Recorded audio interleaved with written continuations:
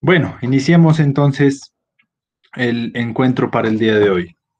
Reciban todos y todas un cordial saludo. Muchas gracias por conectarse a esta hora de la tarde. Hoy, martes 22 de septiembre de 2020, vamos a hacer una conexión ya entre la finalización del primer corte y el inicio de este segundo corte. ¿Listo? Entonces vamos a hacer como el empalme de fronteras entre los dos cortes para ver qué tenemos para eh, para esta nueva etapa. Para los que hacen el acta del día de hoy, entonces, no se olviden, David Alejandro Coral, Juliet Gabriela Cuaspa, Valentina Garcés, Santiago Guerrero y Lady Dayana Guerrero. Van a realizar el acta de clases para esta semana. La entregan este sábado, la fecha de este sábado es 26 de septiembre, entonces la entregan hasta las 11:59 de la noche para que puedan cargar la actividad. Yo ya les voy a crear el espacio en el Classroom, perdón, en Moodle para que puedan subir la actividad. Para esta tarde, en un primer momento, entonces, tenemos la socialización de las calificaciones. Vamos a revisar entonces lo que se presenta en cada uno de los ítems. Les decía que ya están colocadas en el Classroom, ahí ustedes pueden ver las respectivas calificaciones de entrega de las diferentes actividades para que si tiene alguna observación o demás, la pueda presentar en este momento. Así que los escuchamos, las escuchamos.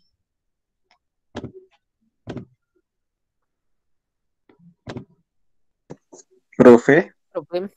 Hola, ¿qué más? Te escucho. profe, es que me dice Restrepo que yo ya tengo 0 en portafolio, pero si yo lo entregué el sábado. Vamos a ver. Portafolio de actividades. Tú eres Johan Molina. Johan Molina. Aquí estás, no hay ninguna entrega. Mira, ¿Cómo así, profe? Ahora espere. Yo entregué el sábado, incluso, Dios mío, estaba viajando con el computador y estaba haciendo trabajo. Yo lo mira entregué que el aquí, sábado en la noche. mira que aquí están los que se registra el envío, la respectiva calificación, inclusive la hora y la fecha exacta de entrega de cada uno de los trabajos. Y ahí no está registrado ningún trabajo a tu nombre. A ver, espérame, profe, voy a ver qué pasó. Espérame.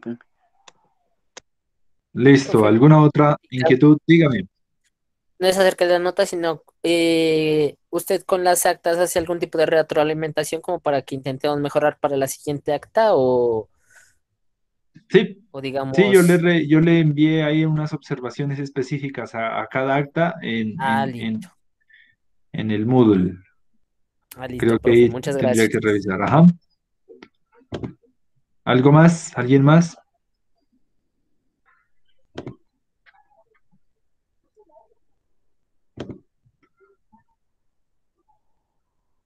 ¿Listo entonces? ¿Ya revisaron las calificaciones? Bueno, muy bien entonces. Primer punto de esta tarde, para los que llevan el acta, hacer un poco la contextualización de las calificaciones. Hicimos ya un poco el recorrido de los puntos y vámonos con el siguiente punto de hoy entonces. Bueno, verá, ya trabajamos el primer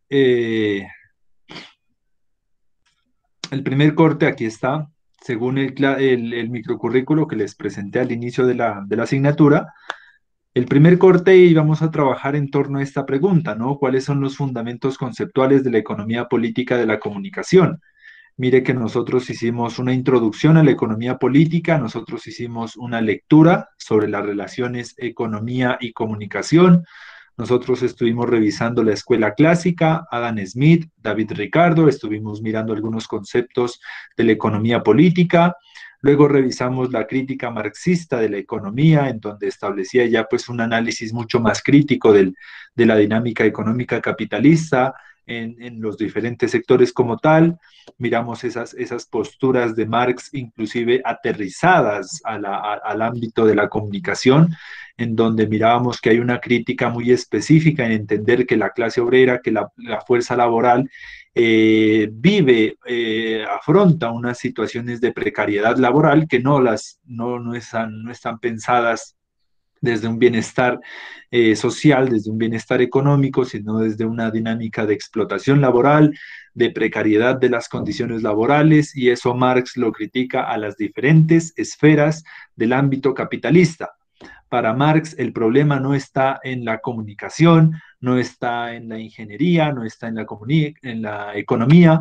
Para Marx el problema está en el capitalismo, en el sistema económico que precariza cada vez más las condiciones de trabajo de los obreros por encima de las ventajas, beneficios y demás de la clase burguesa, que obtiene unas ganancias, unos beneficios por parte inclusive del mismo Estado. Es la crítica que hace Marx a la dinámica económica capitalista. Como les decía, el problema no es de un ámbito específico, el problema no es de estudiar petróleos, ingeniería aeroespacial, comunicación, el problema es que es una dinámica económica que cada vez más está exprimiendo a los trabajadores, recortando derechos laborales, modos de contratación. Ahora se les ha ocurrido contratar por horas, no sé si ustedes han mirado las noticias, que antes por lo menos te contrataban el día. Ahora por lo menos, ahora piensan contratar por horas a los profesionales. Es decir, que quieren, por ejemplo, si yo quiero a un comunicador que me haga el diseño de una página web, antes decían, no, hagámosle un contrato por lo menos para que trabaje con nosotros en la empresa durante un año. Luego dijeron, no, hagamos contratos semestrales. Ahora piensan hacer contratos por horas. Véanlo, necesito 2 horas para que me haga una página web y ya. Entonces miren que cada vez la dinámica de precarización laboral, Marx lo decía en 1883, es cada vez más latente, más desfavorable hacia una clase sobre otra, y que hoy en día la vemos muy empírica, muy manifestada en una realidad laboral, económica, comercial, en el mundo contemporáneo. Miramos una visión global del sistema económico capitalista, inclusive lo aterrizamos al campo de la comunicación social, al campo de los comunicadores y las comunicadoras, para ver cómo se estaban manejando esas dinámicas económicas en el campo de formación específica. Con eso abordamos un primer momento, ¿no? Un primer corte sobre esos fundamentos conceptuales. Así que ahora, desde el día de hoy hasta aproximadamente, ya les digo, el 30 de octubre, viernes 30 de octubre, vamos a estar trabajando en estas 6 semanas aproximadamente en este segundo núcleo, en este segundo momento o segundo corte, como se lo ha denominado, en torno a los siguientes ejes temáticos, tal como se establecieron en el microcurrículo. Vamos a examinar la siguiente pregunta. ¿Cómo se desarrolla el funcionamiento de la cadena de producción de los bienes simbólicos en las industrias mediáticas o industrias culturales, también conocidas? Vamos a ver 5 temas específicos en este segundo corte, que como les digo, inicia hoy y termina el 30 de octubre. Vamos a ver 5 ejes temáticos. El primero es una introducción a las industrias culturales. Vamos a entender un poco ese concepto, y para ello inclusive era la lectura para el día de hoy, para empezar a entender qué es eso de industria cultural. Muchas veces hablamos sobre la industria automovilística, la industria petrolera, la industria farmacéutica, la industria de la dinámica de, qué sé yo, de la producción de productos, pero también existe una industria cultural que entiende, ya vamos a ver, una forma de concebir la cultura, los medios y los demás elementos que se incorporan a este núcleo desde una lógica productiva, desde una lógica de producir bienes y mercancías simbólicas. En este caso, como les decía en una de las clases, el comunicador no está inserto en una lógica de producción material, ya, sino en una lógica de producción simbólica. ¿Qué queda después de ver una película? No te llevas la película a casa, te llevas es un elemento simbólico, una forma de entender el mundo. Entonces, mire que son bienes inmateriales, intangibles, pero que tienen un valor en el mercado, que tienen una lógica de producción, y eso es lo que vamos a aterrizar un poco. El segundo eje temático se llama Industria Cultural y Medios de Comunicación. Vamos a hacer un repaso sobre cómo los diferentes medios se han convertido en una gallinita de huevos de oro. Desde que la gente inventó la imprenta con el periódico, empezaban ya a consolidarse los primeros monopolios a nivel mundial de los medios de comunicación. La radio obviamente se convierte en uno de esos ejes de la industria cultural. La industria radial en Colombia sigue produciendo o sigue generando unos dividendos muy interesantes. Luego la televisión, que fue pues como el boom de la economía y los medios y aparecer en televisión, y la fama y los comerciales y las telenovelas y diferentes elementos empiezan ya a producir bienes también económicos. Y hoy en día, pues lo que se conoce ya con el boom, el auge del Internet, pasando pues también por el auge de los medios musicales, ¿no? El CD, el cassette, el long play, como muchos grupos, inclusive, o muchos grupos musicales hace unos años vivían de ello, ¿no? De las entradas que generaba el concierto y de las ventas que generaba tu CD. Pero ya con la era del Internet, ahora ya lo que suma o lo que genera ganancias es cuántas veces visualizan el video, le dan like, se suscriben al perfil, y eso es otra lógica de entender los medios de comunicación como un canal de rentabilizar, de materializar esas ganancias o esos bienes, ¿no? Entonces vamos a hacer como un proceso desde la imprenta, desde las primeras periódicos, hasta lo último que es, qué sé yo, volverse TikToker, volverse YouTuber, volverse una celebridad en las redes sociales para generar dividendos económicos. Entonces hay un recorrido, ¿no? Radio, televisión, prensa, música. Haremos un recorrido en esas fases. El tercer eje temático que vamos a trabajar es la cadena de valor en las industrias culturales. ¿Cómo se produce valor, profesor? Y no solamente valor de uso, sino valor de cambio, es decir, dinero. ¿Cómo esa canción que hice, cómo ese canal de televisión, esa propuesta audiovisual, cómo esos elementos se convierten en valor de cambio? ¿Cómo los puedo transformar en dinero? Entonces hay que entender toda la cadena de producción, desde idear, ya, desde materializar una idea, un proyecto, hasta ya implementarla, transformarla como tal y recibir los respectivos dividendos. Ese es el tercer eje temático. El cuarto eje temático tiene que ver un poco con las áreas de la industria cultural. Y esto es un poco lo que vamos a ver, inclusive ya en la lectura que hicimos, miramos un poco que no únicamente son los medios. En la industria cultural va toda una serie de ramificaciones. Ustedes miraban un mapa conceptual en la lectura en donde hay diferentes componentes, ¿no? Desde la moda, desde la comunicación, desde el arte, desde los deportes, los eventos. O sea, es una industria impresionante, es una industria muy grande que vamos a ver cómo se divide por unas áreas y sectores. Y por último, vamos a ver el quinto eje temático es cómo está la producción cultural en Colombia. Vamos a ver en ese último eje temático, vamos a revisar qué se está produciendo a nivel nacional en materia de industrias culturales, cuál es su papel inclusive en las exportaciones que realizan los países de Latinoamérica. Como ustedes saben, México, por ejemplo, es uno de los principales exportadores de telenovelas a nivel mundial. Imagínense eso. Los dividendos, los ingresos que reciben por exportar telenovelas hacia el mundo. Yo creo que en algún momento de nuestras vidas nos hemos topado con una telenovela mexicana, ¿ya? Entonces, esa es una lógica de cómo inclusive cumple un papel en el Producto Interno Bruto de un país. El margen de exportaciones de un país no solamente se mide por cuántas flores, cuántas frutas exporta, sino también cuántos productos simbólicos, audiovisuales, culturales exportas a nivel mundial. ¿Ya? Entonces eso tiene que ver un poco con ese sentido. Ahí hablaremos hasta inclusive de lo que están haciendo ahora con la privatización del fútbol colombiano. Ellos entendieron muy bien la industria cultural.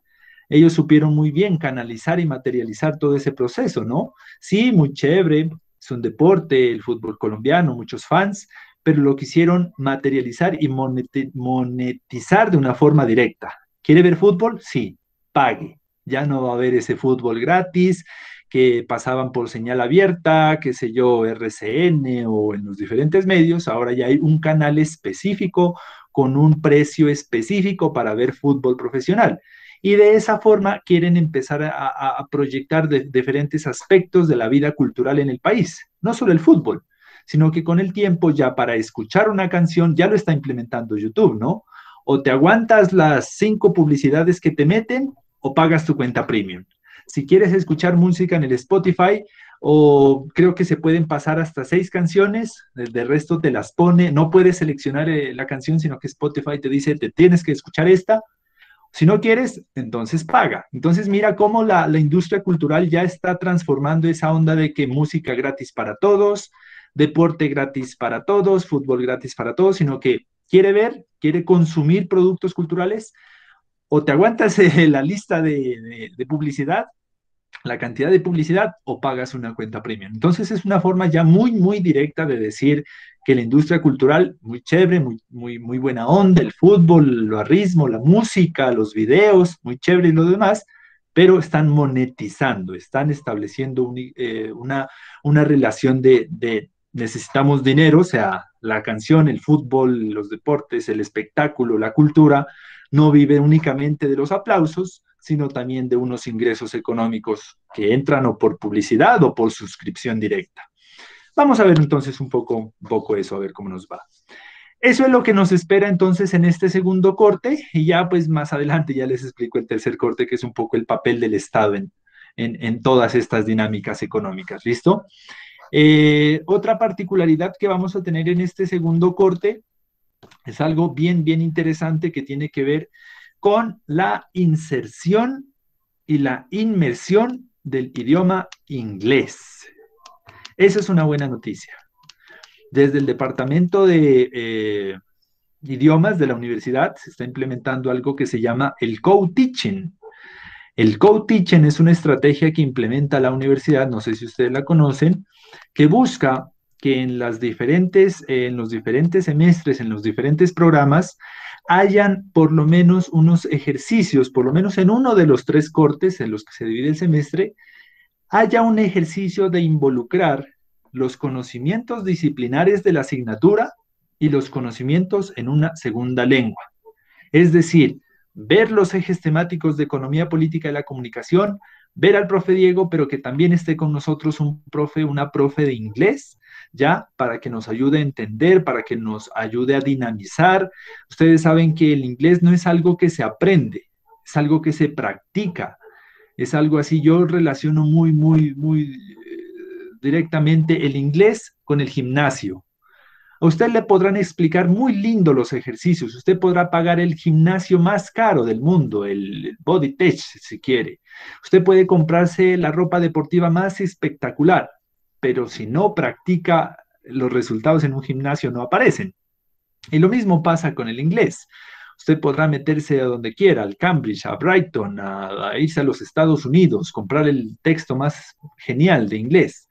Pero si no lo practicas, no hay una asimilación cotidiana del idioma, es muy difícil que se adquieran esas capacidades, esas competencias. En ese sentido, la universidad ha entendido o ha programado ese tipo de actividades. Este semestre, esta asignatura, este segundo corte va a ser uno de ellos, en el cual los días martes, a partir de la próxima semana, no solo estaremos trabajando en los ejes temáticos que les acabo de presentar, sino que también estaremos estimulando cómo el idioma inglés se inserta o permite el manejo de otro tipo de competencias y capacidades, que como ustedes pudieron ver en las convocatorias laborales, yo diría que el 90% hoy en día, así sea para trabajar en el extra, las he visto así de manera directa, te piden conocimientos en un segundo idioma, preferiblemente inglés. Entonces yo creo que, como ustedes pudieron haberse dado cuenta, los requerimientos en un segundo idioma son cada vez más requeridos en el mercado, son cada vez más solicitados, y la idea no es únicamente que usted tome los cursos, ¿no? Los niveles de inglés que obviamente son obligatorios en su proceso de formación, pero es un inglés estándar. O sea, uno en un texto de inglés no se encuentra con temas de industrias culturales, de cadenas de valor y demás. Es un inglés como de saludar, de palabras clave, colores, como pido algo, como me despido y demás. Pero el hecho de insertar el inglés a una asignatura, pues le permite a uno combinar lo que estudia el área profesional de formación con el segundo idioma. ¿Listo? Entonces, desde el próximo martes estaremos también con la profe de inglés, ya se las estaré presentando, para que desarrollemos únicamente los martes las actividades en una segunda lengua, es decir, en el inglés. Tampoco la idea pues es establecer ya una clase completa en inglés y que todos desde la entrada hasta las salidas en inglés. A mí me parece importante, por ejemplo, promover lecturas en segunda lengua, que hagamos actividades en segunda lengua, que si no entiende pues alguna palabra obviamente la pueda decir en español y que ya le vayamos dando como el componente, ¿listo? Eso es lo que nos espera este segundo corte entonces como a manera de introducción en materia de ejes temáticos, en materia de fechas, como les decía, hasta el 30 de octubre ya debe estar la calificación de este segundo corte. ¿Cuáles son las actividades de evaluación? Las mismas que en el primer corte. Construcción de una acta semanal, ya cada semana como lo hemos venido haciendo. 4, 5 estudiantes van a realizar un acta que se entrega el día sábado. Nuevamente la participación oral, como hicimos en el primer corte. Si usted no tiene ninguna participación, 0. Si tiene una participación, vale 3. Si tiene 2, tiene 4. Si tiene 3, tiene sus 5. Ya, como lo hicimos en el primer corte. Y el portafolio de actividades. Aquí no es del primer corte, sino del segundo corte, en donde vamos recogiendo 3 o máximo 4 actividades que desarrollamos a lo largo del corte, del periodo, y que al final, no se olviden, al final, así como hicimos en este, se las recoge en una sola carpeta, en un solo documento. Esas son las 3 calificaciones de este segundo corte. Manejamos la misma dinámica: acta, participación y portafolio. Con la novedad, como les decía, de la inserción en este segundo periodo del idioma inglés. Ya yo creo que en un cuarto semestre es importante que usted vaya adelantando su primero o segundo nivel. Yo creo que no, ya no es como una excusa de decir, no, profe, apenas estamos en cuarto, o sea, ya es la mitad de la carrera, ya está bajando a su práctica profesional y yo creo que el idioma inglés debe estar estimulándose. O sea, estamos en un ámbito capitalista que habla inglés, que usa el dólar, que se mediatiza y demás. Es importante establecer eso. ¿Alguna pregunta respecto a lo que nos espera en este segundo corte? Si está claro, entonces.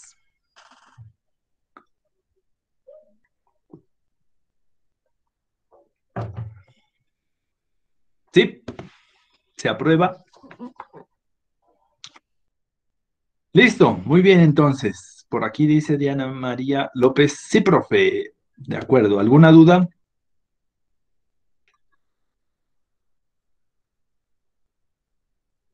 ¿Están por acá? Sí, profe, todo claro. Todo claro, profe. Bueno, listo, ok, muy bien.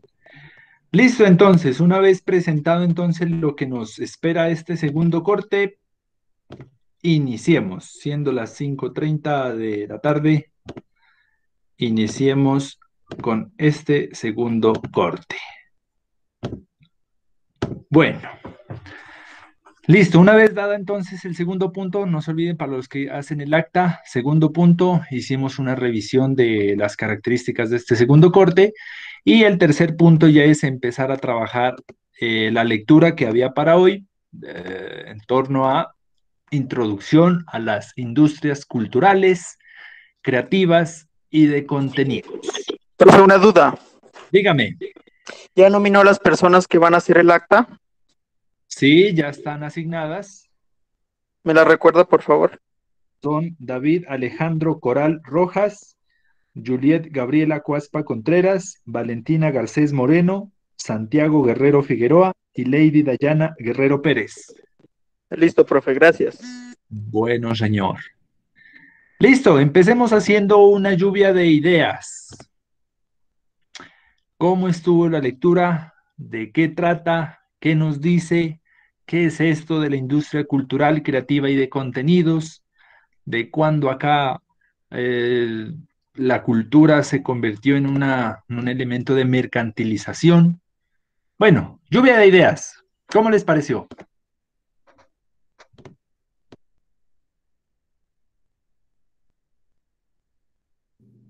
Interesante, profe. Chévere porque habla ya, o sea, se mete como en los campos del copyright, ¿no? Los derechos de autor y otras cositas que posteriormente son como esenciales, digámoslo, al momento de realizar una pieza audiovisual o pieza cinematográfica, como lo hablaba ahí en el texto.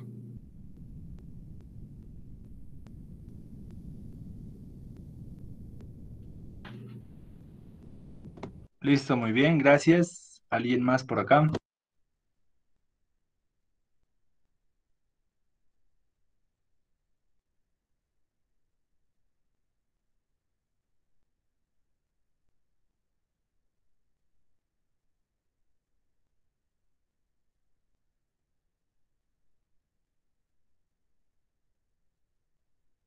¿Algo más?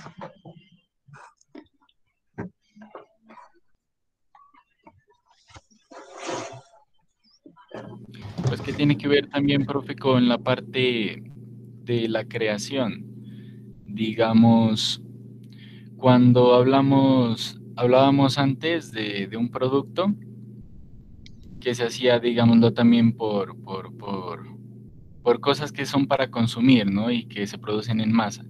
En este caso va a ser, digámoslo, como de creación, es algo como más visual, que va a tener ese tipo de ámbito, digámoslo, una pieza auditiva también, como es la música, y bueno, y diferentes piezas que ya tienen que ver con el montaje, ¿no? Y este tipo de producciones, más como en la parte visual y auditiva. Vale, listo. Muchas gracias, Cristian. ¿Alguien más que nos comente?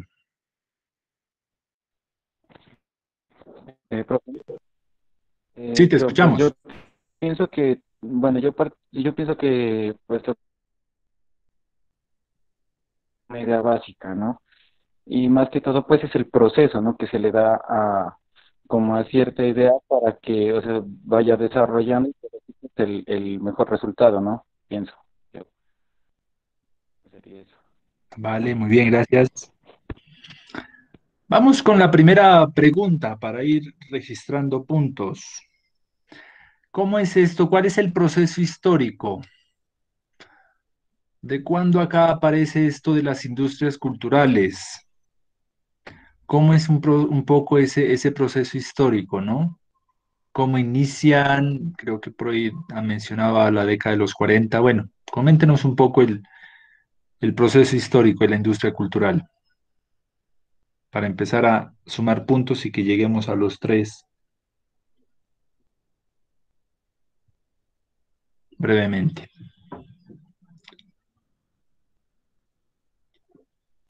¿Quién gana el punto? Sí, te escuchamos, Manuel.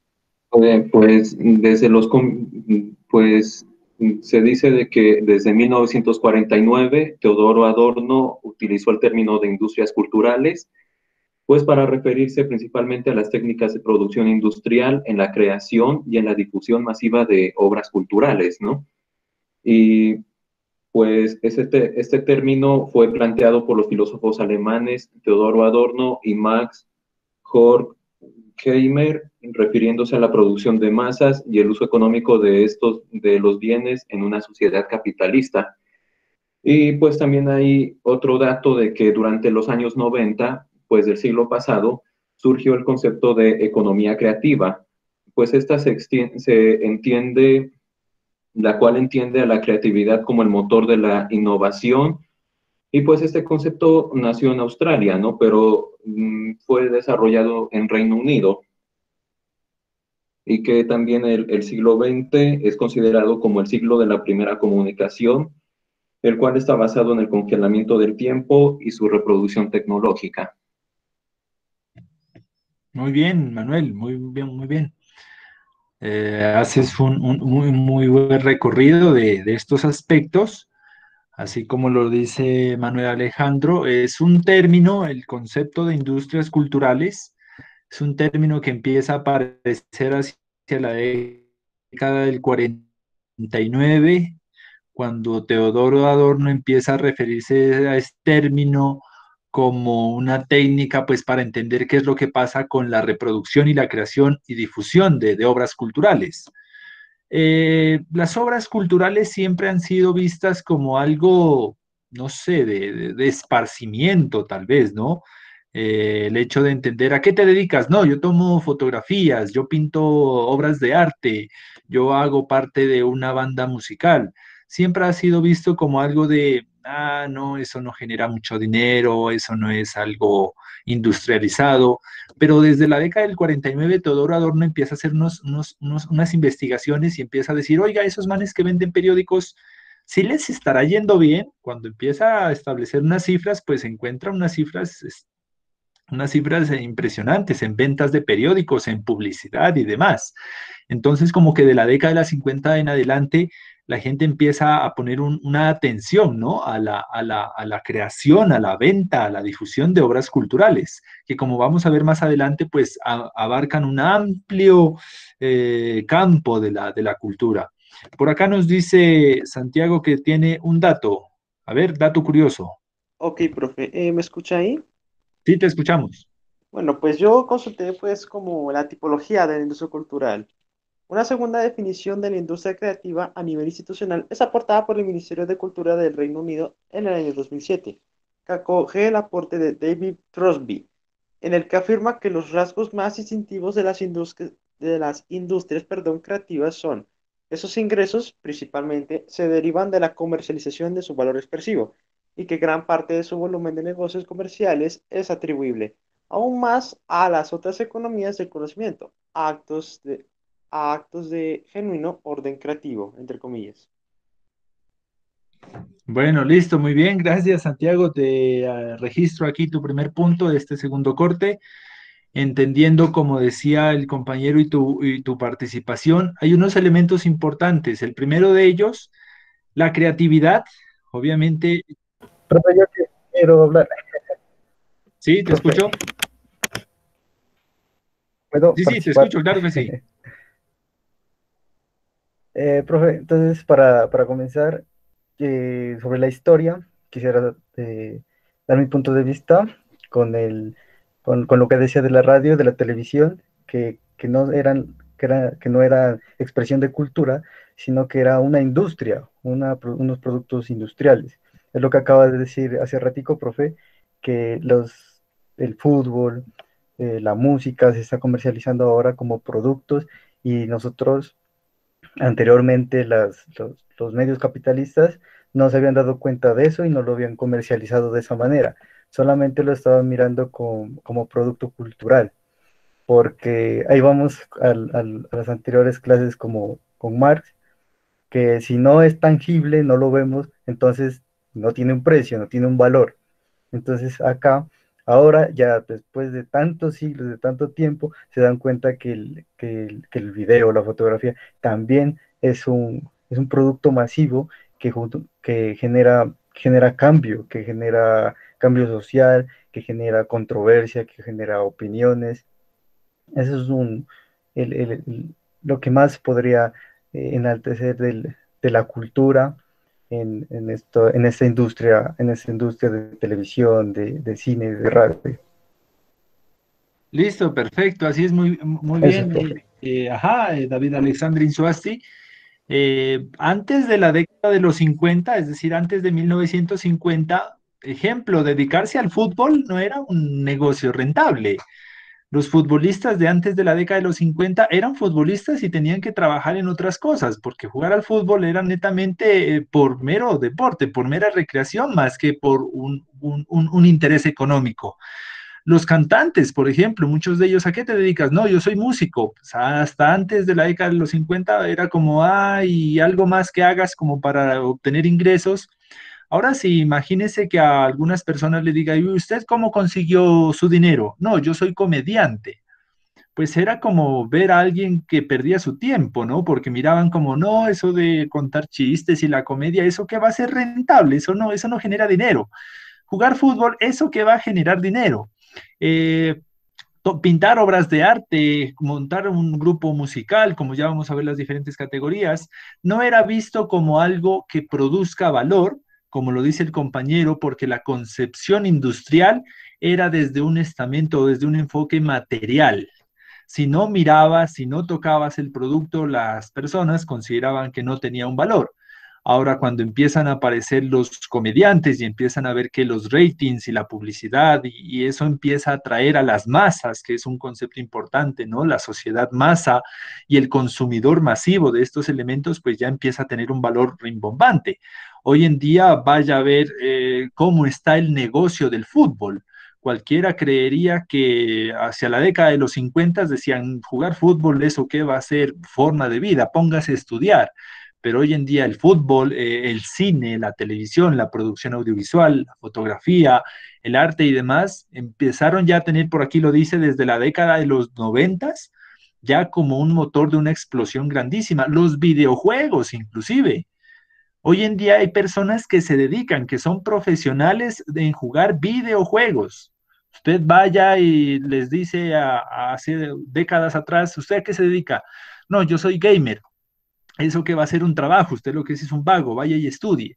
Pero hoy en día los que se dedican a los videojuegos es una industria impresionante que mueve unas cifras impresionantes de dinero, tanto desde la elaboración de videojuegos, ¿ya? Vaya y mire los ingresos de empresas como EA Sports, los que hacen el FIFA, Konami, que es una empresa asiática mundial impresionante sobre industria de videojuegos.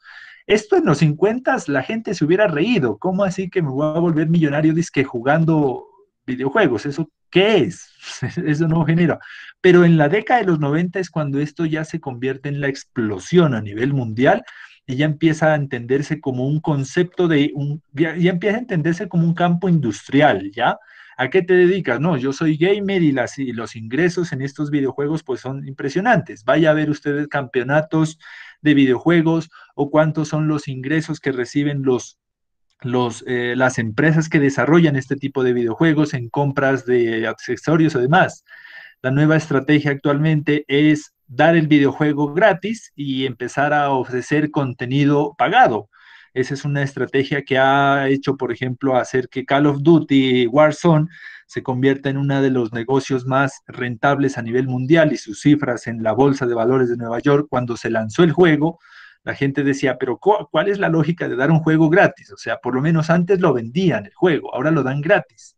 Y dijeron los analistas que lo que buscan es antojar, es insertar, es como la droga, o sea, los dealers de la droga dan las primeras dosis gratis para conectar al cliente, para enganchar al cliente y de esta forma ya empezar a tener como un cliente más fijo porque ya está conectado con la onda. Lo mismo pasa en este tipo de lógicas, ¿no? Hay cuentas, lo mismo hacen muchas industrias en ofrecer los primeros 30 días gratis, como para que mires los beneficios, como para que conozcas el producto y luego pues uno ya queda como antojado conociendo las características y uno ya empieza a comprar las cuentas premium, las monedas o demás. Entonces miren que esto es un proceso histórico. Y algo muy importante es que desde la década de los 90, es decir, hace 30 años, esa industria está en un boom creciente cada vez mayor. Uno va a ver, por ejemplo, la industria automotriz, no, pues vienen haciendo carros desde 1903, desde el finales del siglo XIX, entonces ya es una industria muy desgastada y muy competitiva. Pero una industria en la cual hace 30 años empezó a tener un auge potencial a nivel mundial, pues estamos insertos entonces en un componente en crecimiento, ¿no? Eso es un punto importante a tener en cuenta. Eso es entonces la contextualización que nos hacen los compañeros. Es un proceso histórico, como lo plantea aquí, que se da desde mediados del siglo XX. Teodoro Adorno es uno de los filósofos que empieza a entender, uno de los sociólogos que empieza a entender que esto de la comunicación está dando dinero, dice él por allá en los 50, oiga, esta vaina, en serio, cójanlo en serio, porque esto tiene una proyección muy grande, lo dijo en los 50, En los 90, pues imagínense las culturas de los videojuegos, de la televisión, del Profe, periódico, ¿puedo participar? ya te doy la palabra, empieza a tener un auge bastante fuerte y como ya lo vamos a ver más adelante, pues desde el 2000, con la inserción de la World Wide Web, la triple W, pues las TICs y el mundo virtual tiene un boom impresionante en materia económica. Te escuchamos, Alejandro. Bueno, pues también ya como hemos venido haciendo el desarrollo, también ver cómo está el desarrollo actual de las industrias y pues el cambio más grande que uno puede ver es que, por ejemplo, cuando Theodore hace este análisis, las únicas industrias culturales que habían eran las del periódico, las de la radio y las de la televisión como masivas, ya que las otras, como lo dice el profe, no eran vistas tanto como economía, sino como un pasatiempo, lo que eran los deportes, la música, el teatro, eh, y todos los demás, ya que, pues como dijo el profe, la mayoría de estos, aunque desarrollaban estos campos, tenían que hacer estudios o tenían que trabajar en otras cosas para sobrevivir. En cambio ahora, por ejemplo, tranquilamente se dice que que actualmente tenemos la industria editorial, la industria del cine, la de la televisión, la radio, la discográfica, la de los contenidos para celulares, la musical independiente, producción audiovisual, contenidos web, juegos electrónicos y productos para la convergencia digital. Y que la mayoría de estos nacieron pues recientemente en por decirlo, en este siglo, finales de siglo pasado, este siglo, con lo que es el desarrollo de la tecnología. Y que también pues varios de esos se han visto influenciados por las TICs, por lo que busca la gente en comodidad de entretenimiento. También dice pues lo de, ya haciendo ya más conclusiones, por ejemplo, antes se desarrollaba dinero a través de la publicidad. Por ejemplo, las radios se sostenían por la publicidad que lograban emitir. En cambio, ahora lo que hacen es, si nos pagas y te quitamos la publicidad y disfrutas el producto. Y si no, pues generamos igual dinero metiéndote la publicidad, lo cual demuestra que ya también la idea de negocio alrededor de este mundo ya se está empezando a desarrollar, por así decirlo, a su mayor esplendor durante esta época tecnológica. Listo, gracias Alejandro, aquí te registro el punto. Sí, muy bien la referencia que señalas, esa transformación histórica. Aquí ustedes pueden encontrar en la página número 47 de la lectura un mapa conceptual en el cual se grafica o se representa los diferentes sectores de las industrias culturales y uno empieza a ver que esta vaina de estudiar comunicación no únicamente es los medios, esta vaina esto es un mundo completamente amplio de dinámicas culturales, comerciales, en donde podemos encontrar tres grandes categorías. Primero, los sectores tradicionales. Los sectores tradicionales que siempre se han relacionado como con el campo de la cultura, la comunicación y demás. ¿Qué tiene que ver? Con la industria editorial, ya, la industria audiovisual y la industria fonográfica. Esos son como los campos tradicionales de la industria cultural y lo que uno por lo general relaciona, ¿no? Cuando escucha comunicación social, uno, sí, periódicos, sí, televisión, sí, radio. Pero miren que esos son inclusive componentes específicos y que deja de lado otro tipo de dimensiones. Ejemplo, la industria editorial no es únicamente hablar sobre periódicos, no es únicamente decir, es que voy a trabajar o en el Extra o en el Diario del Sur y si no consigo en uno de esos dos, ya se cerró todo. La industria editorial hoy en día mueve unas cifras bastante amplias,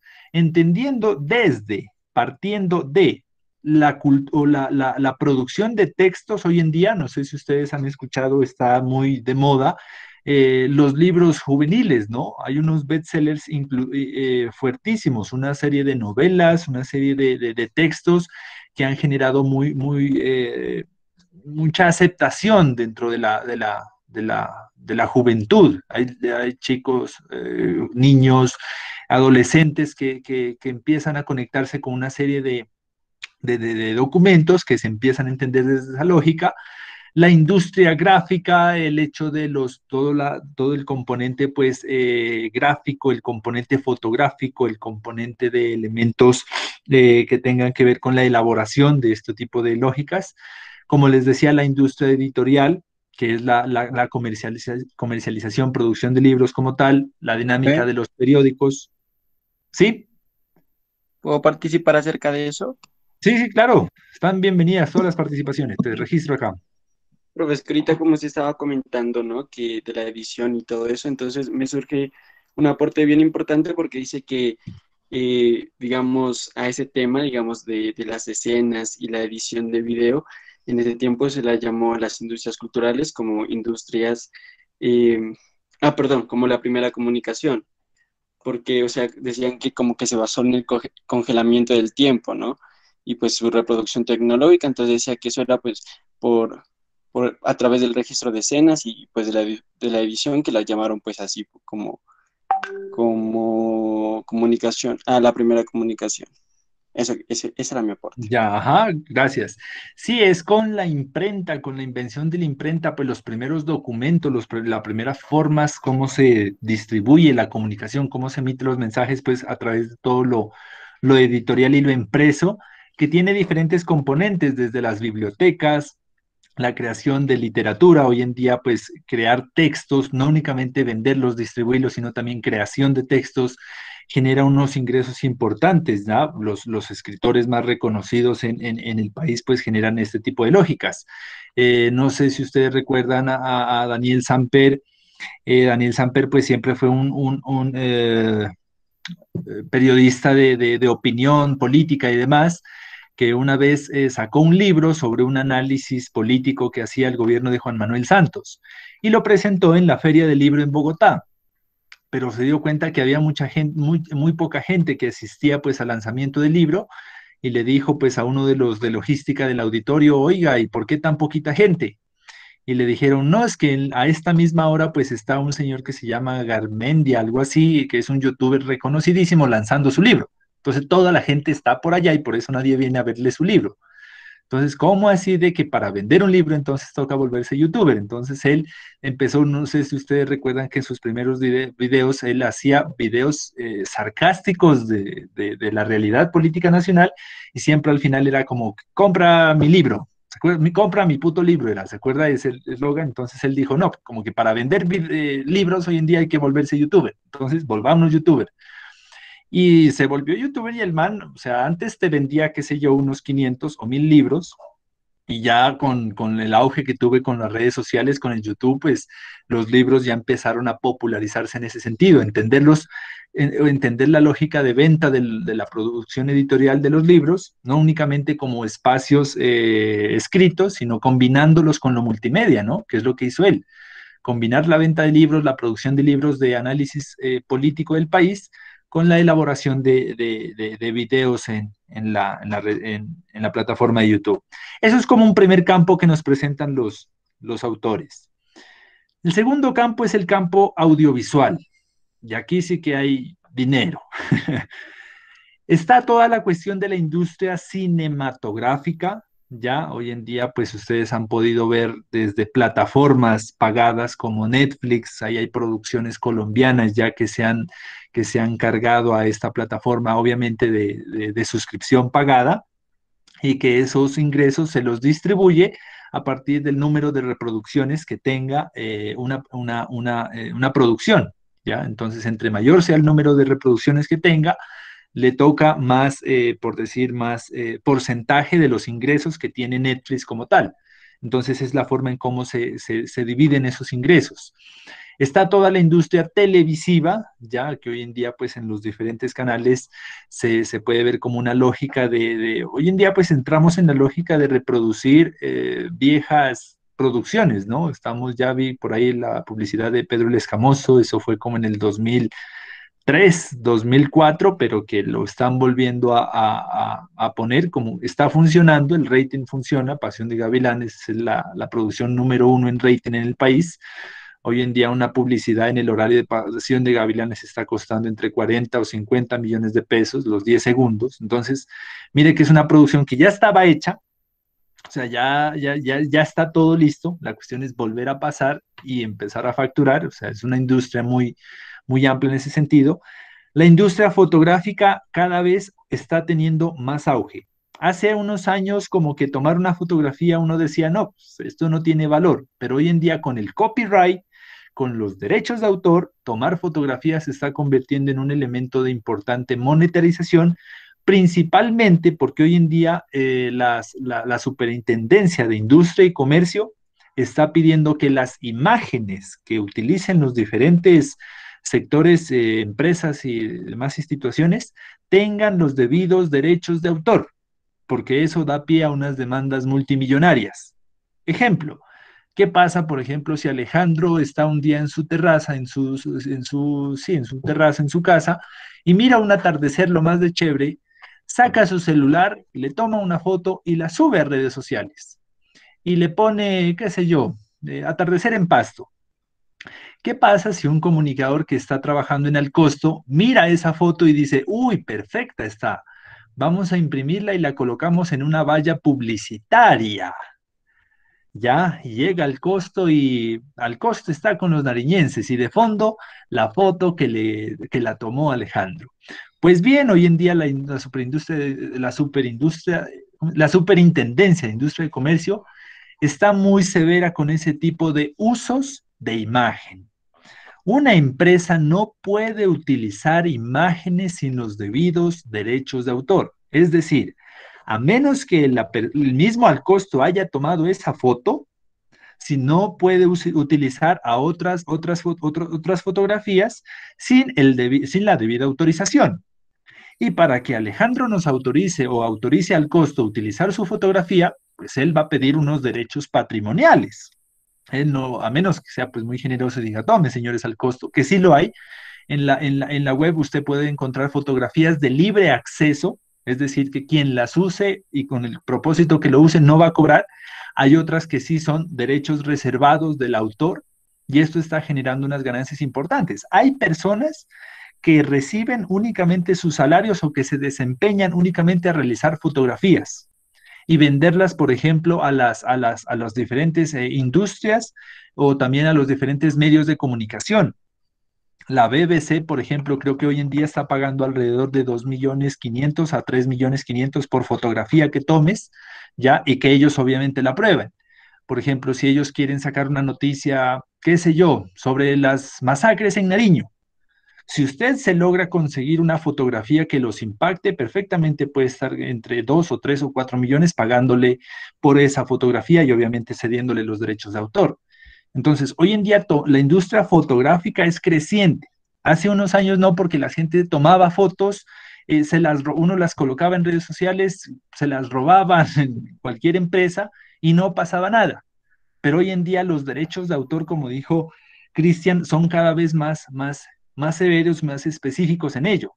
No olvide, si algún día usted mira que en alguna parte están utilizando una foto suya, usted nunca autorizó usarla, que la usen, perfectamente puede entablar demandas exigiendo sus derechos patrimoniales de la foto, ¿ya? Entonces hoy en día es muy, muy severo. Ahora, si ustedes entran a trabajar a una empresa, ni del patas se les vaya a ocurrir utilizar o coger una foto de internet, porque va bien de malas, el autor la ve y perfectamente puede demandar a toda la organización porque están utilizando fotografías de su autoría, pero sin su autorización, ni mucho menos sin el pago de sus derechos. Por eso siempre piden como que si va a utilizar fotos, hágalas usted mismo, pero no coja de redes sociales o internet porque va bien de malas y el autor le mira la fotografía, ¿no? Entonces muchas personalidades inclusive hacen eso. Por ejemplo, si una cafetería o si una tienda de deportes pone a Lionel Messi ahí en la entrada, pues el señor Messi tiene todo el derecho a denunciar, aunque eso es poco probable, ¿no? Que Messi se entere que su imagen está siendo utilizada en una cafetería o en una tienda de barrio, man, le sobra plata. Pero pues ya en su caso específico, si son utilizadas imágenes, fotografías que usted tomó, que usted registró obviamente con sus derechos de autor, y las están utilizando sin pagarlas, eso efectivamente da pie pues a toda la cuestión legal, ¿ya? En materia de derechos de autor y en materia pues de derechos patrimoniales, que es decir, páguenme porque están utilizando una obra. Una fotografía es una obra de la persona. El volcán está ahí y es para todos, pero cómo lo enfoco, cómo lo encuadro, cómo lo edito, pues obviamente eso es de mi autoría, ¿ya? Hay diferentes formas de fotografiar un mismo elemento. Ustedes ya los van a trabajar, pues ya lo han trabajado en sus clases de fotografía. Eso con el sector audiovisual. Con el sector fonográfico, pues, ¿qué podemos decir de toda la industria discográfica, ¿no? Hoy en día ya la lógica no es tanto producir CDs. Hace un tiempo, pues, los grupos vivían de la venta de sus CDs, de sus long plays, de sus cassettes. Hoy en día la industria discográfica apunta más que todo a elaborar un producto audiovisual, que inclusive tenemos un egresado de aquí del programa que trabaja para una productora audiovisual en Medellín y es uno de los chicos que está en el proceso de postproducción, de producción y postproducción, de preproducción, producción y postproducción de los videos de Maluma. Yo no sabía eso. Un egresado nuestro está trabajando en la empresa productora que le edita todos los videos y demás. Y dice, esa es una vaina impresionante, pues porque hoy en día todos los músicos buscan es el video para subirlo a YouTube y empezar a rentabilizar con reproducciones, likes, comentarios, suscripciones y demás. Ya son muy pocos los que dicen, voy a grabar un CD. O sea, hoy en día ya está como disminuyendo, aunque sigue habiendo ahí. La industria de la radio, que si bien hoy en día pues sigue manteniendo el modelo tradicional, ¿no? Radio gratis, consumo o monetizo a través de pauta publicitaria. La ópera es una de las lógicas pues que se establecía como en los 50, hoy en día también tiene pues una lógica. No sé si aquí en Pasto se consuma mucho de óperas o orquesta o música clásica. Lo que sí se está produciendo aquí en Pasto, pues hasta antes de la pandemia, ¿no? Era esa lógica de los conciertos. O sea, en Pasto hacia la década de los 2000, pues, a duras penas te traían al charrito negro. Y eso los empresarios como con temor, si será que llena. Pero ya llegar y traer, por ejemplo, lo más grande que he visto en montaje, en logística, ha sido lo de Marc Anthony. O sea, eso es un platal. Man, creo que cobra como $1.000.000. Que eso es un platal para pues entender el sector de Pasto, ¿no?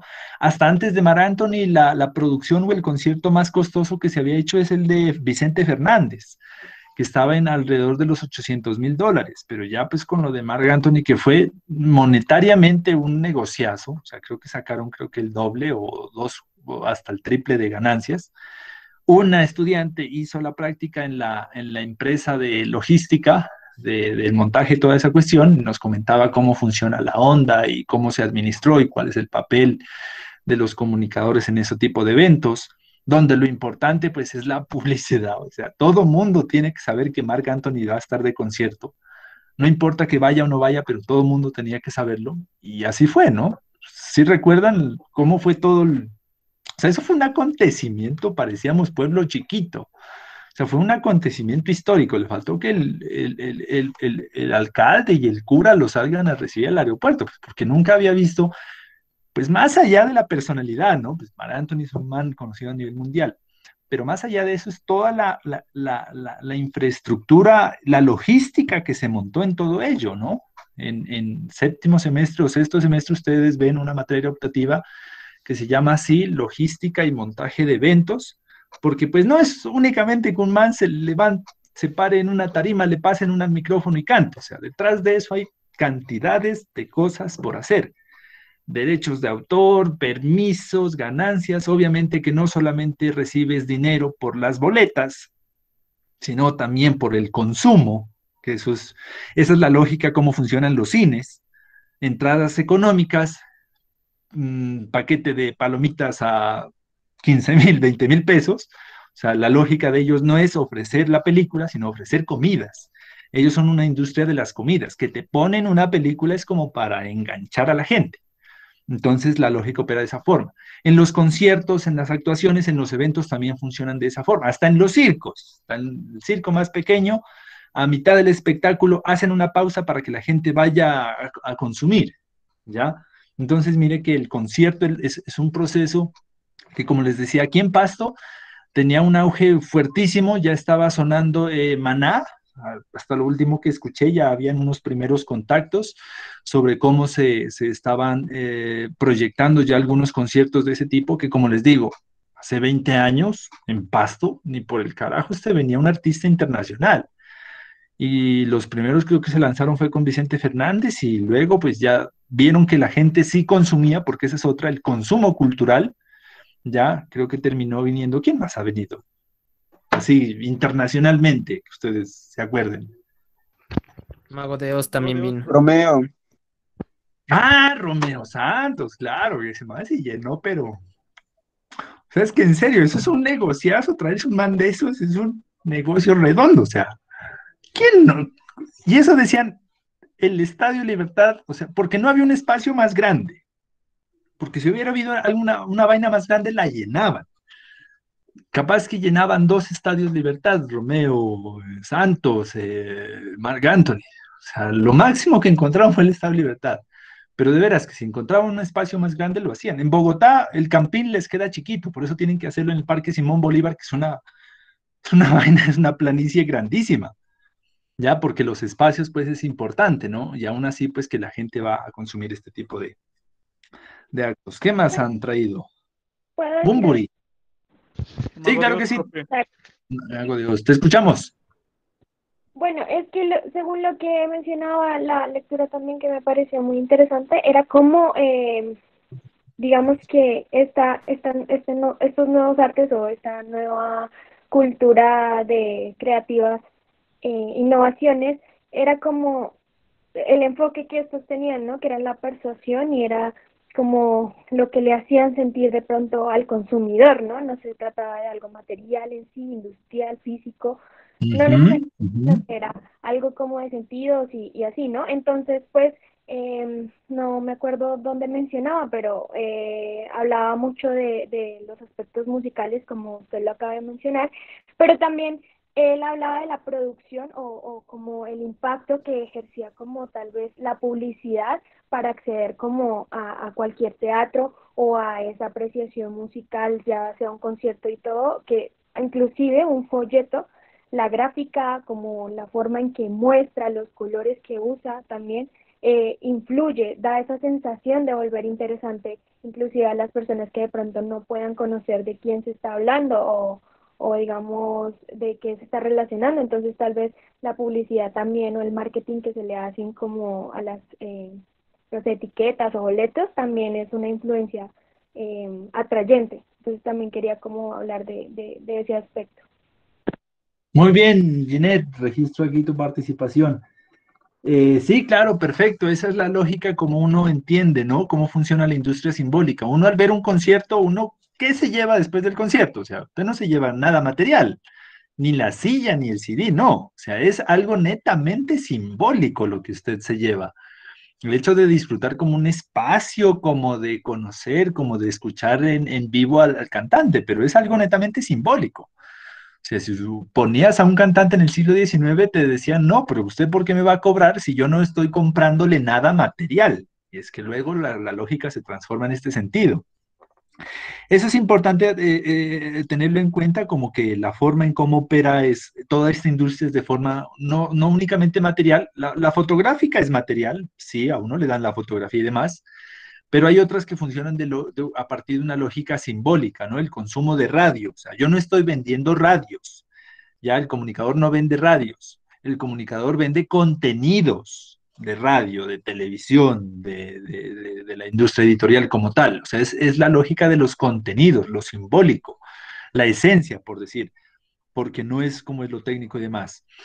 De esa manera, entonces, miren que lo fonográfico, pues, cierra con ese último elemento, con los conciertos y las actuaciones. Creo que hay un grupo de egresados que también hicieron su emprendimiento haciendo una empresa de eventos, de logística y eventos.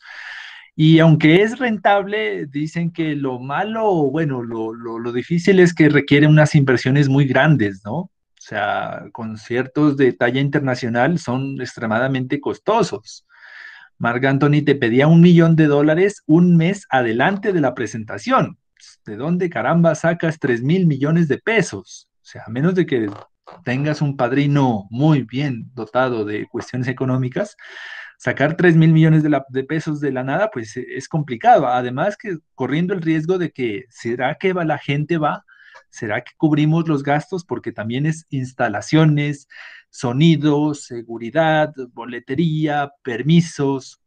Entonces es una cuestión bastante amplia que siempre es previa, ¿no? O sea, ningún cantante te va bueno, pues los de poca monta hasta de pronto, como que les puedes pagar después de que canten, pero los de talla nacional o internacional, el pago va por adelantado. Entonces necesitas como que primero la inversión. Y por eso sacan lo que es la preventa, ¿no? Como para ayudar a capitalizar, a sacar dinero, para completar y pagarle al cantante y ya poderlo confirmar para el evento. Entonces, de esa lógica, pues también opera el mundo de la industria cultural. Esos son como los sectores tradicionales. Luego vienen otros sectores, y estos ya son como más, cada vez más recientes y con más auge.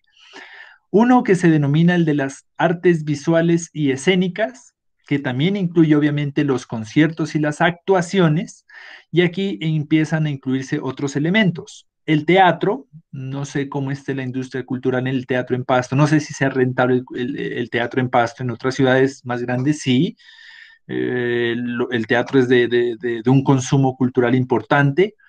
Las orquestas o principalmente como que los eventos, ¿no? Como que la gente latinoamericana es muy dada no únicamente a ir a escuchar, sino también que quiere comer, quiere bailar, quiere consumir licor, entonces quiere consumir el complemento. En otros espacios es como que la orquesta la escuchamos y listo, ya, muchas gracias, todo muy bonito. Pero pues la cultura latinoamericana es muy dada a entender como la fiesta, la orquesta, el concierto, no únicamente como un espacio para escuchar, sino como para socializar, comer, beber, danzar y demás. La danza, otra de esas lógicas, aquí yo incluiría como, no, el deporte está por acá, el deporte, el fútbol como tal. El diseño, la moda, la arquitectura, los museos, las galerías son como espacios, como les digo yo, no son únicamente como elementos de venta material, sino también de venta simbólica. En algunas dinámicas, pues en algunos u otros estos como que operan de mayor o menor nivel. Aquí en Pasto, por ejemplo, yo diría que el consumo de teatro o de ópera es reducido, o sea, montarse hoy en día una empresa a vender servicios u obras de teatro es complejo, en Pasto no tenemos como esa cultura, pero de las artesanías sí, o sea, somos una región con un componente, un potencial muy fuerte en materia de artesanía, de diseño, inclusive de moda. Hay unos sombreros, los sombreros de paja toquilla de Sandoná se venden en Italia y en Europa a muy buenos precios. Entonces uno empieza a entender como que a reconocer las potencialidades económicas y culturales de la región. Está esta vaina que esto sí tiene un auge muy, muy grande, no se olviden, el turismo cultural. Esto tiene un potencial grandísimo. Una de las principales ingresos que tiene Perú es debido al turismo cultural, al hecho de ofrecer Machu Picchu como uno de los lugares turísticos por excelencia a nivel mundial.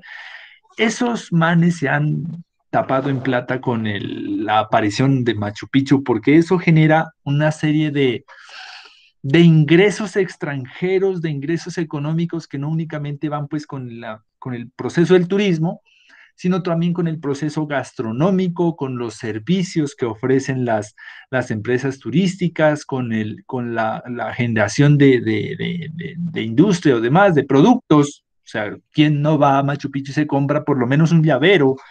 No se come un platico pues raro de Perú. O sea, mire cómo activa no únicamente el sector turístico, sino el gastronómico, el hotelero, el de las artesanías. Entonces, mire que esta dinámica es muy amplia. Por aquí dice que Alejandro, bueno, quiere hacer un aporte cuando toquemos el de los videojuegos. Entonces, mire que esto del turismo cultural está siendo cada vez más relevante, ¿no? Como el tener. Hay una experiencia bien interesante en México, en un pueblito. Era un pueblito muy precario, no tenían mucho dinero, y la gente, pues nadie iba a ese berraco pueblo y decía, no, pues, ¿qué hacemos para fomentar? Hola, ¿qué hacemos? Y a un grupo de emprendedores que trabajan con el señor alcalde dijeron, ¿y si hacemos que se aparezca la Virgen?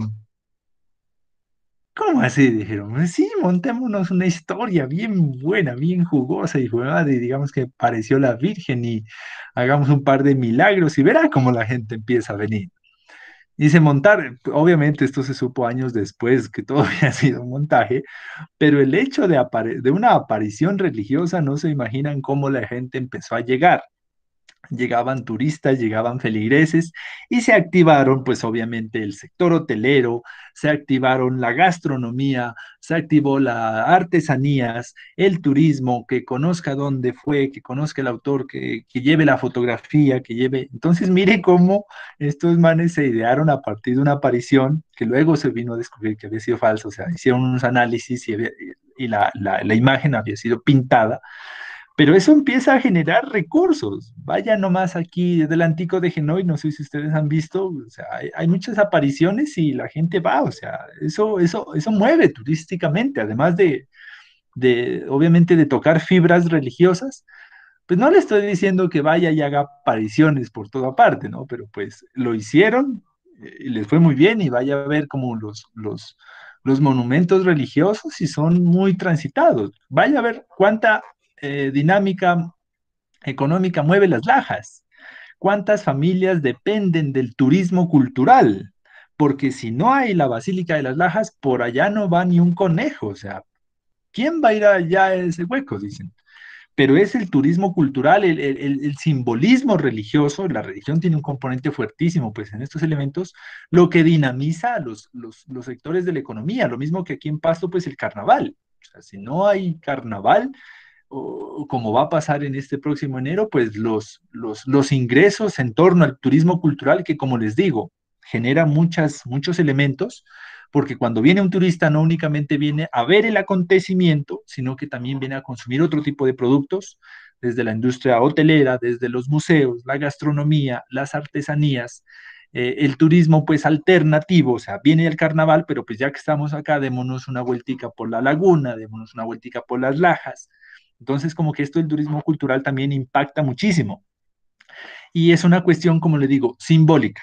La gente no se lleva el santuario, ya se llevará las artesanías, los productos tangibles, pero lo simbólico, eso mueve muchísimo también dinero y las estrategias de comunicación, las estrategias de cómo conectar toda esta dinámica, pues están a flor de pie. El otro sector, pues obviamente el deporte, pues, esto es yo creo que es uno de los negocios más grandes a nivel mundial. Recientemente estaba viendo ayer un partido de fútbol americano, los Raiders de Las Vegas, creo que es un equipo de fútbol americano, porque Las Vegas en Estados Unidos no tenía equipo de fútbol americano. Y dijeron, invertamos, hagamos un equipito, los ponemos a competir, y en 1 o 2 años construyeron un estadio de $2.000 millones. O sea, esto es una cifra, o sea, no se alcanza a imaginar uno la cantidad de plata que tiene. $2.000 millones hizo Las Vegas, pues un grupo de empresarios para crearle un estadio al equipo de fútbol americano de la ciudad, pues con lo último en tecnología, y ellos ven en el fútbol americano una inversión grandísima, es un deporte, uno va a ver esos salarios de los deportistas y uno dice, tanto dinero ganan, y sí, mucho dinero. Ahí está el joven James. ¿Cuánto es el salario del joven James? ¿Se han visto los salarios de los deportistas? ¿Cuánto gana James? James Rodríguez, Sí. Yo ahorita le puedo decir que Messi gana, 4.5 millones de euros. yo ahorita le puedo decir que Messi gana 32 millones de euros al año. Entonces, y los deportistas no son deportistas, o sea, es que el deporte, como les digo, no es deporte por lo que hacen, sino por lo que impactan mediáticamente. O sea, son los medios los que enaltecen al deportista y al ¿Puedo decir deporte. algo, profe? Diga. Es que yo, por ejemplo, estaba pues un día rondando en Twitter y apareció una publicación que se trataba de eso, que hablaba sobre por qué a un futbolista le pagan, digamos, por ejemplo, a Messi 100 millones el año neto y a un médico se le paga tanto. Entonces ahí se venía a hablar lo que produce, por así decirlo, mediáticamente la profesión, por Ajá, así decirlo, un ajá. futbolista. Por ejemplo, la ventaja que tiene el Barcelona, que por eso ahorita no quisieron salirse de Messi, porque Messi al fin y al cabo cada año te produce una cantidad de dinero grandísima por cada camiseta que compran con el Ujú. número Messi 10 y todo ese tipo de cosas, o una manilla que diga Messi o todo eso. ¿Por qué? Porque todo lo que le pagan 100 millones netos al año lo recuperan solo con ese mismo jugador, mientras que hay otros jugadores que también se pagan mucho y en sí pues el jugador tiene un precio de mercado de acuerdo también a lo que produce, tanto en el juego y tanto mediáticamente. Entonces, por eso es como esa discusión de que a veces a los futbolistas, porque les pagan tanto y así, sí, y es porque hasta en el fútbol está metido lo que es la parte de Qatar, está metido grandes empresarios, porque el fútbol ahorita es un negocio que te da dinero por entradas, por artículos que vendes, por eso ahorita la mayoría de grandes equipos están haciendo lo mismo que con el fútbol colombiano está haciendo Win, que es hacer su canal propio, por así decirlo, para que la gente Se, se entrecortó la llamada de... repetidos o documentales, producir dinero. Profe, me estoy. Sí, sí, se estaba entrecortando. Sí, sí te alcanzamos a escuchar hasta que se entrecorte. Sí, Juanse, retomando entonces lo de Juanse, o sea, Entonces, que, ajá, no es, como decía, no es únicamente el deporte, sino la industria mediática que está alrededor del deporte. Tal es el caso que analizaban en la última Champions las inversiones en jugadores que hizo el Paris Saint-Germain, alrededor de 500 millones de euros, comprando jugadores y lo demás. Pero al que quedaba campeón de la Champions le daban únicamente 15 millones. Entonces uno dice, ¿cómo diablos explicas que yo le invierta a un negocio 500 millones de euros si por quedar campeón me van a dar 15? O sea, es que el deporte no es el epicentro, como les digo, el epicentro económico de estas dinámicas, sino el mundo mediático que está alrededor de los deportes. El fútbol no es un negocio millonario sin medios. O sea, son los medios de comunicación los que establecen toda esta dinámica. Por eso hacían los análisis, como dice Juanse, de cuánto genera Messi. Así no juegue, así no haga ningún gol, así se tronche el pie, hijo de madre. Pero Messi reporta ganancias porque todo mundo quiere pautar con él. Adidas quiere pautar con él, Nike, Puma quieren pautar con él. La venta de camisetas, un comercial donde salga Messi en, qué sé yo, Pepsi o lo demás, o sea, genera rentabilidad. Entonces, mire que más allá del deporte es la industria mediática, los medios, la mercadotecnia, la publicidad, lo que genera los altos ingresos en este sentido. Por quedar campeón de la Champions te dan 15 millones de dólares, pero te van, lo importante aquí es el rating que va a generar, ya, el rating que va a generar este partido y los equipos reciben un porcentaje del rating que genera el partido, que inclusive supera obviamente el premio de la Copa. O sea, al que quede campeón, 15 millones, pero por el rating que va a marcar ese partido, alrededor de 50, 60 millones de dólares, únicamente por rating, miren. Entonces, ¿cómo los medios son los que generan los grandes porcentajes de dinámicas económicas de los deportes, más allá del deporte que se practique? Pues porque por la práctica como tal no se vuelven millonarios los equipos, sino por el impacto mediático que generan. profe. Y un ejemplo claro también de eso vendría a ser que, si no me acuerdo, hace 1 o 2 años, Cristiano, por ejemplo, estaba recibiendo más dinero por la parte de Instagram que por ser el futbolista de un equipo. Le estaban pagando en Instagram casi 46 millones de euros. Claro, exacto. Ajá, entonces miren cómo inclusive hoy en día, lo decía uno de los directores deportivos no recuerdo, de un equipo de Europa, que lo que buscan es más que jugador talentoso y demás, caribonitos, caribonitos y con nombres chéveres. O sea, James era la revolución, o sea, independientemente si jugaba o no jugaba, pero era el prototipo que buscaban. Un caribonito con cara de yo no fui y demás, que genere publicidad, venta de camisetas y lo demás. Y uno dice, ay, ¿por qué este jugador que es tan bueno, pero es tan bueno, no le ponen? O sea, porque comercial y mercadotécnicamente no es rentable, ¿ya? Entonces buscan como jugadores que estén con los medios, que sonrían, que la foto, que los comerciales lo llamen, porque más que unas habilidades y un deporte en sí, pues es un espectáculo, ¿ya? Y los espectáculos, usted pues va a ver a los futbolistas y son muy bien presentados y todo lo demás, podrá que sea malísimo, pero tiene que estar muy bien presentado porque el mundo mediático es el que vuelve a un deportista o a un equipo como que el epicentro del mundo económico. Entonces, miren la importancia de los medios en el mundo deportivo. Sin medios, si no hay medios de comunicación, no hay famosos, no hay ingresos, no hay rating, no hay publicidad. Y el fútbol, pues un partido Real Madrid de Barcelona sin medios de comunicación, sin fotografías, se convierte en un partido de barrio, pues 11 contra 11 pateando un balón. Pero son los medios de comunicación los que elevan al potencial económico, pues esta dinámica deportiva. Y por último, en este último componente, pues está el sector reciente de las industrias culturales, o sea, esto es como lo más top desde los 2000, bueno, 90s, con los videojuegos incipientes, pues el Pac-Man, Mario Bros, todo lo demás, pero que cogió un auge impresionante, pues obviamente no solo en el mundo de los videojuegos, sino también en el mundo de los software, la publicidad, la internet, que esto se convirtió pues en un boom impresionante. Y para ello nos va a hablar, a ver, Alejandro Escobar, qué tiene por decir respecto a este último sector de la industria cultural. Bueno, profe, pues, o sea, lo que usted dice, los videojuegos llegan al punto de ser de revolución en los finales de los 90, principios de 2000.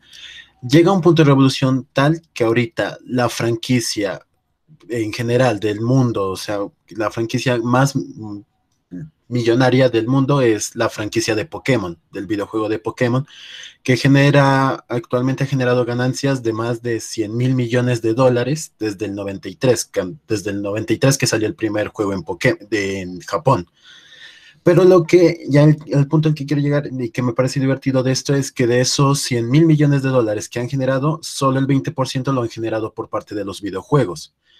Y de lo que más generan dinero ellos es de la mercancía. Y esto es un buen dato porque creo que tanto los videojuegos como el cine, como el deporte, son los medios culturales que más mira la gente y que más dinero generan por esta misma razón, por el merchandising. Porque, por ejemplo, las películas recaudan su dinero y todo eso, pero ¿dónde es que venden más? En las camisetas, en los juguetes, en las licencias de producción, en todo ese punto. Y esta revolución del merchandising llegó sobre todo fue con los videojuegos y con la relación que también tuvieron de los juguetes y las empresas a principios de los 90. Y también otro dato que quiero dejar ahí es que ahorita en Japón, Nintendo se convirtió en la empresa más millonaria de todo Japón, ya que llega en el banco actualmente tienen un total de 700.000 millones de euros netos en su cuenta bancaria, convirtiéndose en una empresa, en la empresa más millonaria de Japón y una de las más millonarias a nivel mundial. Pero vuelvo y repito, esto no solo lo consiguieron a través de los videojuegos, también lo consiguen a través del merchandising, de la publicidad, de la atracción. Y si nos vamos a dar cuenta, esto del merchandising también coge al resto de los sectores de las industrias culturales. ¿Por qué? Volviendo a poner el ejemplo de el cine, si nos damos cuenta, un merchandising que ha llevado Disney, sobre todo, es llevar de sus franquicias o generar obras de teatro, obras de ópera, danza, generar prendas en el mundo de la moda, generar parques temáticos, mundo de la arquitectura, generar también las soundtracks de las películas ahí está la industria discográfica, tiene su propia radio, la industria de la radio, también lleva la industria del cómic, su industria le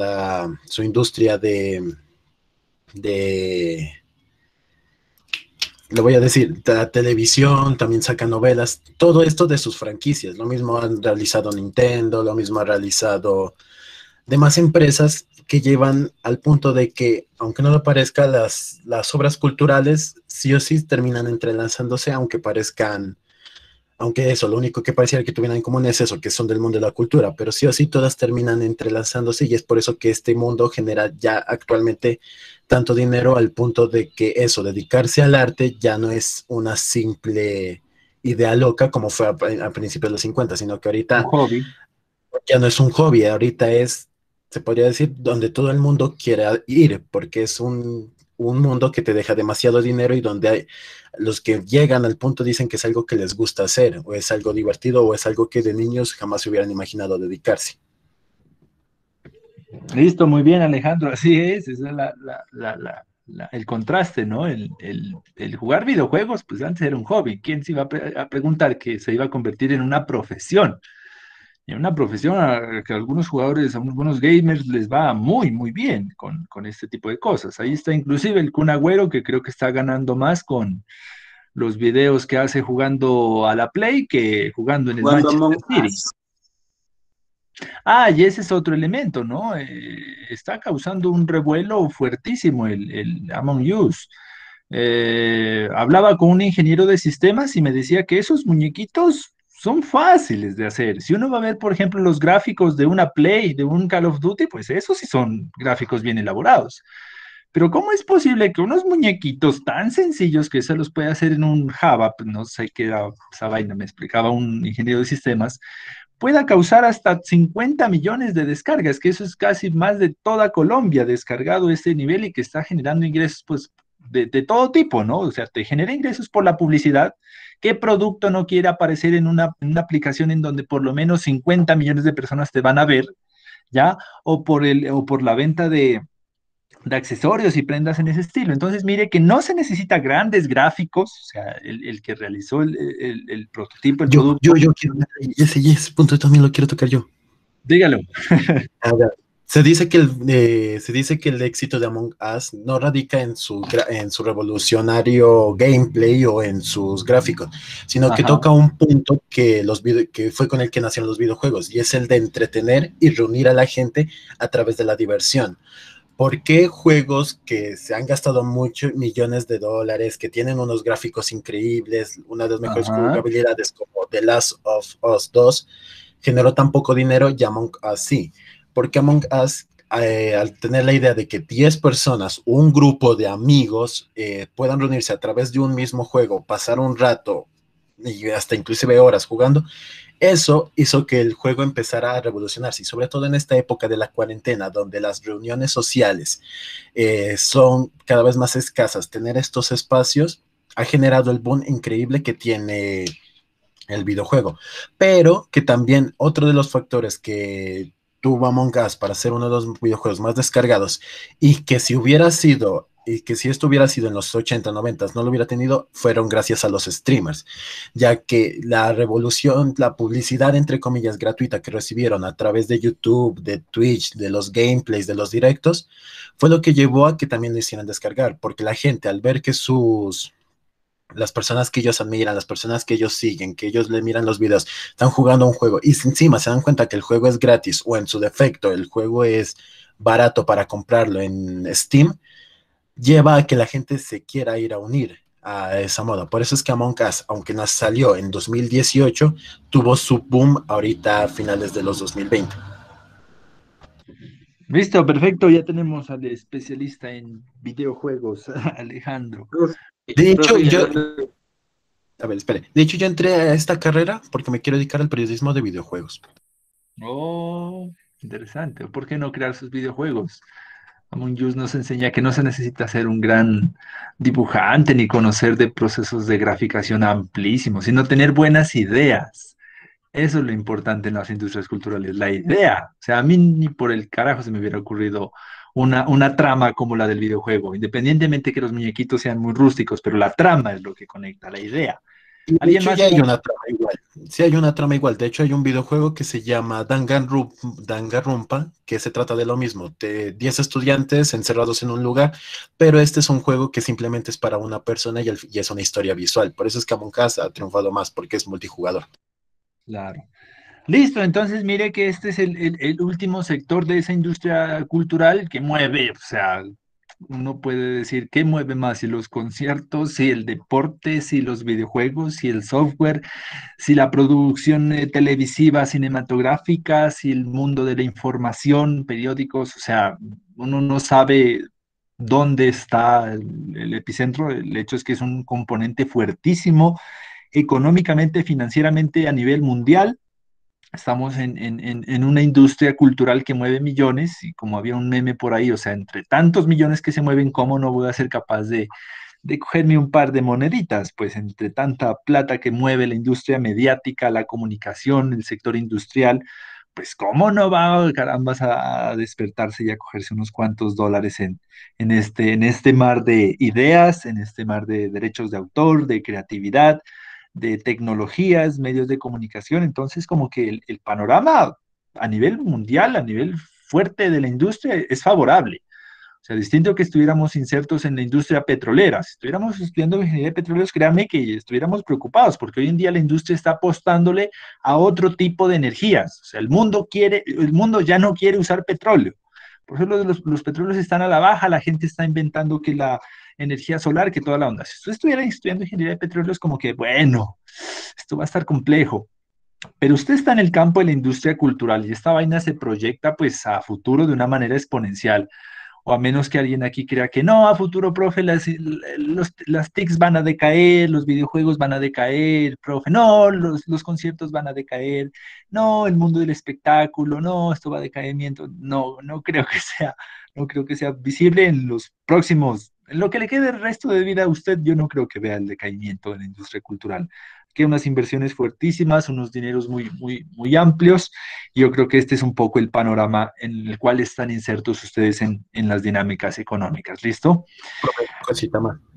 Díganos. También yo creo que las industrias culturales pues no van a decaer tanto porque las industrias culturales llenan o responden a un hueco, a una necesidad del humano, que es el entretenimiento. El humano, no importa lo que vaya pasando, siempre va a buscar el ocio y el entretenimiento, y las industrias culturales son lo que rellenan perfectamente este hueco, y creo que por eso es que no van a decaer o no van a tener un boom bajo, sino que siempre van a estar sube y sube.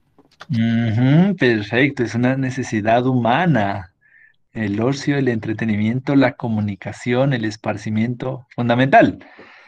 Listo, muy bien, muchas gracias. Entonces, vamos a terminar hoy por aquí, ya estableciendo como una pausa, ya comprendemos un poco cuál es ese gran escenario. Ya el día de mañana vamos a trabajar en las ideas que nos sigue planteando el autor. Por ahí hay unos gráficos y demás, algunos planteamientos.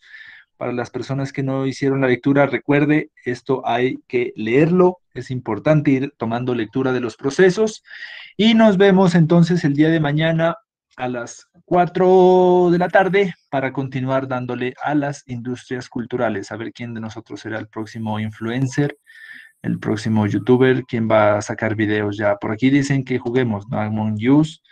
A ver si hoy me puedo conectar. Ah, no, tengo muchas cosas por calificar. ¿Ustedes qué es que Juguemos, hagamos un huequito, una horita nomás. Sí, profe, venga a las 9:30 nos conectamos nosotros. Bueno, a las 9:30 jugamos un rato. Listo, profe. Listo. Bueno, pues entonces, nos vemos el día de mañana para todos. Muchas gracias a todos y todas. Bueno, profe, ya nos vemos a las 9:30. Por su atención, y a los que van a jugar a los muñequitos estos a las 9:30. Chao, profe. Nos vemos.